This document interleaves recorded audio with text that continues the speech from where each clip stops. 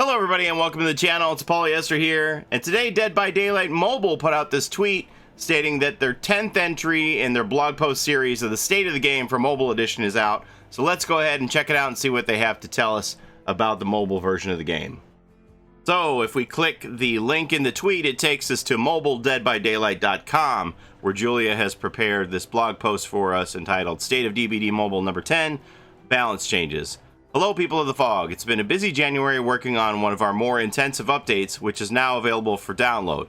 Remember, Dead by Daylight Mobile is not out worldwide, it's only available in about 10 beta test countries, or there's some people who have figured out how to get it on their devices through shenanigans, which I'm one, but carry on. This isn't for everyone, only for people who either know how to get it on their phone or live in one of those 10 countries. So when it says it's available for download, it doesn't mean worldwide. Carrying on, we want to start the year off on the right foot, so we took a good look at the feedback we received from the community in the past few months and checked some items off our to-do list. Making reactive changes to feedback takes a lot of design and implementation time, and as such there is still much work to be done, but we hope this update will bring some positive changes to Dead by Daylight mobile experience. Full patch notes can be found at the bottom of this blog post and have been sent in-game. Disconnection bots. We received a lot of feedback about the number of disconnections, leaving survivors at a disadvantage when their teammates disconnect, or ending the trial altogether if the killer leaves the match. We're also aware that some of these disconnections are intentional, and we feel that players should not be punished or put at a disadvantage for the unsportsmanlike conduct of others. Our proposed solution to this issue is to introduce killer and survivor bots, who can seamlessly replace a player in the event of a disconnection. After a small grace period for the player's device to attempt reconnection, their character will automatically be replaced with a bot and continue the trial. These bots are still in early stages, so please don't hesitate to send us your feedback on their functionality. Will there be an indication that a bot has joined the game? At this time, there's no indication that a bot has joined in order to fulfill the vision of a seamless integration. Will the bots be able to use perks and items? A bot that has replaced a player will share an identical loadout, however, these early stage bots will not be able to use any secondary actions, so they can't like self-care, things like that. Will blood points and experience earned be affected when a bot is present in a trial? No, blood point and XP earned will not be affected. Do bots range in difficulty depending on rank? For now, bots do not play at different levels of difficulty. Huh. That's pretty interesting. Matchmaking changes. One of the challenges of an early access game where player base is limited is to implement a matchmaking system that puts players into matches as quickly as possible while still maintaining fairness. We've been experimenting with finding a healthy balance ranging from small rank brackets that drove the queue time up too high to completely open matchmaking that decreased queue time but compromised on fairness. I always got into matches like right away when my son and I would play. With this update, we have made some back-end improvements. I'm making a video, excuse me. With this update, we have made some back-end improvements to matchmaking in general. This gives us the flexibility to further fine-tune the matchmaking to meet the needs of beta players and then adapt accordingly on global launch.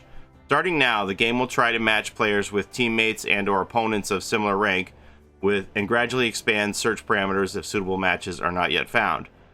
This is an iterative process that will likely undergo more adjustments, but we aim to ultimately strike a fair balance. The Legion and Spirit updates. Players of the PC and console version of Dead by Daylight will be aware that some balance changes were made to the Spirit and the Legion back in December 2019. Like anything we port to mobile, there's manual work that must be done, and as such, we're not yet on the same schedule for balance changes. With this update, we have merged changes for Spirit, Legion, and their respective add-ons, as well as the perks Kindred, No One Left Behind, and Balanced Landing. See the patch notes at the bottom for this blog post for more specific details.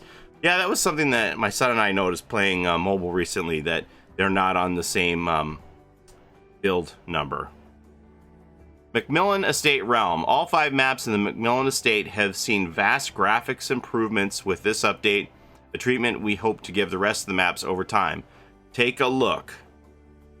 So that's your Ironworks, Groaning Storehouse, Suffocation Pit. Suffocation Pit was always a very bright map for me on mobile. While Macmillan Estate Realm got the biggest makeover, we have also made some general appearance improvements to multiple maps, including some texture fixes, re-enabling the fog, and updating generators and blood effects. Store bundles. New to the store this update are bundles, a way to save up to 50% off when purchasing multiple characters and customizations. Until March 9th, 2020, the base game bundle will be on sale for 1,580 Oryx cells, which includes 6 characters and all 34 of their base game customizations. That's good. Jake Park, David King, Nia Carlson, the Wraith, the Huntress, and the Nurse.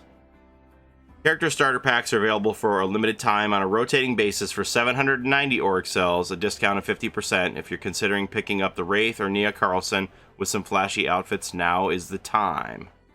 Kitty sweater.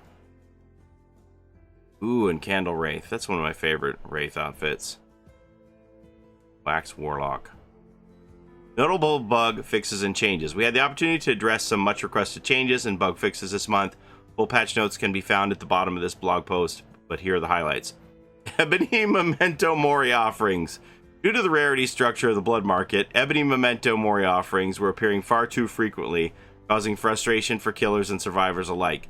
We have now modified the appearance rate to make these special offerings as rare as they should be. That's one thing about mobile, because you don't actually buy your perks on Blood Webs. They have Blood Market where you just buy items and offerings. So it seems like killers had a Mori like every game my son and I would play, because there isn't a lot of stuff to spend points on. So they're able to just pick off Moris at the bottom of every Blood Market level. Killer visual cues. Dead by Daylight on mobile supports audio cues with a use of visual indicators in order to make the game accessible even without the sound on. However, it had become apparent that killers were being given too much of an advantage with the distances at which they could detect a survivor. As such, we have made adjustments to reduce the range of the following visual cues. When the survivor is injured, survivor in the dying state, generator repair progress, survivor running, and hatch open. We're aware that the visual indicators can be more discernible than audio cues, so we're testing this reduction in range in order to balance their impact. The William Bill Overbeck perks. We have been experiencing an issue that removed the perks Borrow Time, Unbreakable, and Left Behind from the level up pool. This is now resolved, and continuing to level up any survivor will start awarding the perks.